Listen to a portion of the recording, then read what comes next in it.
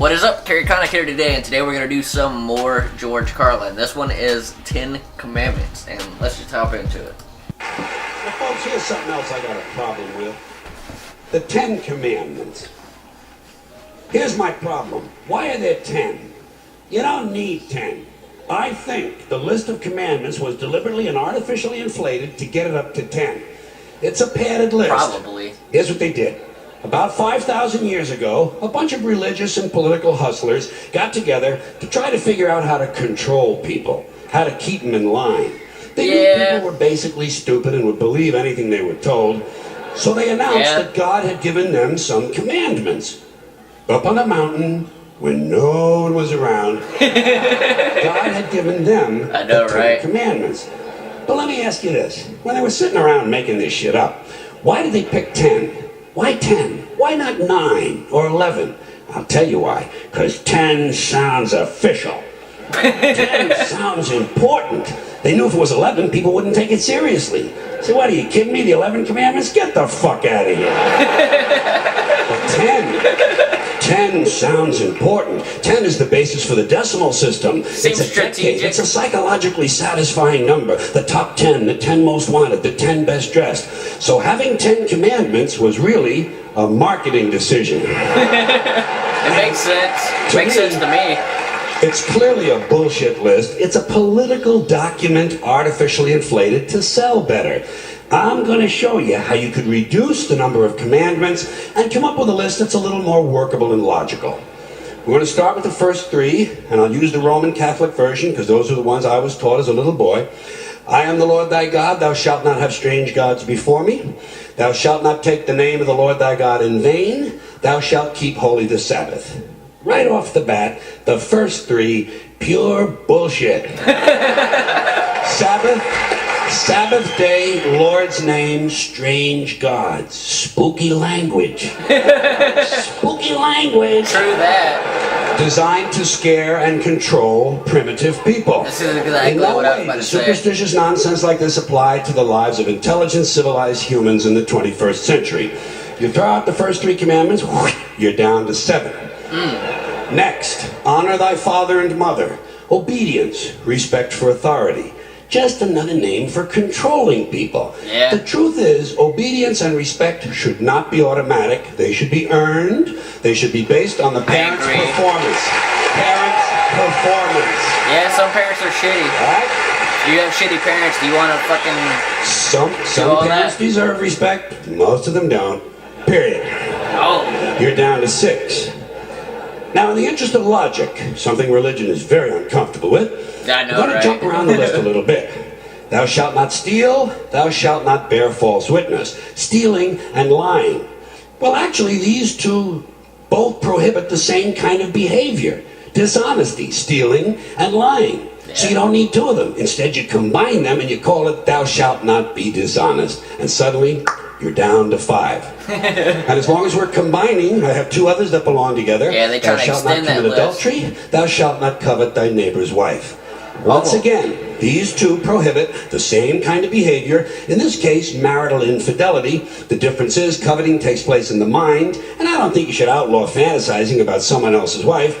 Otherwise, what's a guy going to think about when he's waxing his carrot? Exactly.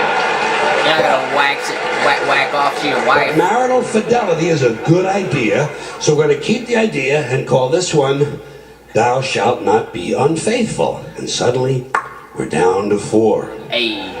But when you think about it, honesty and fidelity are really part of the same overall value. So in truth, you could combine the 2 honesty commandments with the 2 fidelity commandments and give them simpler language, positive language instead of negative, and call the whole thing, thou shalt always be honest and faithful, and we're down to 3.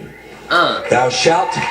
Just destroying it. They're going away fast. Destroying the 10 Commandments. Not covet thy neighbor's goods. This one is just plain fucking stupid. Coveting your neighbor's goods is what keeps the economy going. Alright? Your neighbor gets a vibrator that plays "O Come All Ye Faithful." You want to get one too. Coveting creates jobs. Leave it alone. Yeah. You throw out coveting, you're down to 2 now. The big honesty and fidelity commandment, and the one we haven't talked about yet, thou shalt not kill. Murder. The 5th commandment. But when you think about it... Alright, how is he going to get this one by? Religion has never really had a big problem with murder. True that. It's like more half people the have been wars. killed in the name of God than for any other reason. Very true. Very true.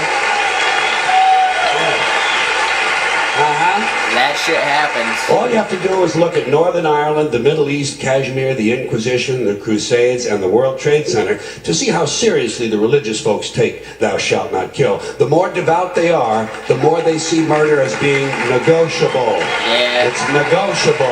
It's negotiable. You know? Sometimes it's okay. It depends.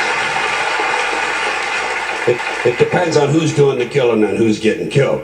So, with all of this in mind, I leave you with my revised list of the 2 commandments. The 2. Thou shalt always be honest and faithful to the provider of thy nookie. And thou shalt try real hard not to kill anyone, unless, of course, they pray to a different invisible man from the one you pray to. 2 is all you need. Moses could have carried him down the hill in his fucking pocket. And if they had a list like that, I wouldn't mind those folks in Alabama putting it up on the courthouse wall. As long as they included one additional commandment, thou shalt keep thy religion to thyself. Hey, I definitely agree with that. I definitely agree.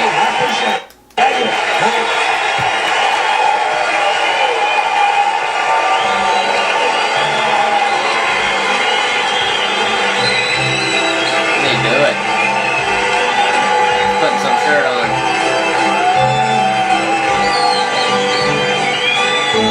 New York. Hey.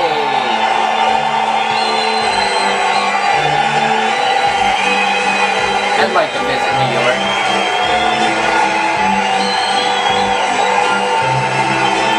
Well, hell yeah, I enjoyed this one. He basically explains every deep down, like, subconscious thought I've ever had about religion, ever, just in this, like, 6 or 7 minute clip right here. As a kid, I was raised as a Christian, but, like, soon, early on, like, maybe, like, early middle school, like, 6th, 7th grade, I started to become more conscious, I guess. I became more self-aware of, like, what my actual beliefs were, and not what I was just told to believe. And I very quickly moved towards the thinking of, like, the Bible being a moral rule book to control the masses. So, like, he explained all of that perfectly in here, and I still to this day believe that. There's no way to, like, prove or disprove these kinds of things, especially things from, like, thousands of years ago, because we can't go back and, like, witness these kinds of things. There's, like, no hard evidence there. I'm definitely a person in needing, like, hard evidence and full-on proof to fully follow through with something. But I'd like to pass the question off to you. What do you guys think about, like, the 10 Commandments, religion, just everything around religion? Like, what are your thoughts around all of that? And that'll be the one for today. If any of you guys got anything else to suggest or react to, let me know down in the comments section. Hit that like button. If you are new here, hit that subscribe button. I will see you in the next one.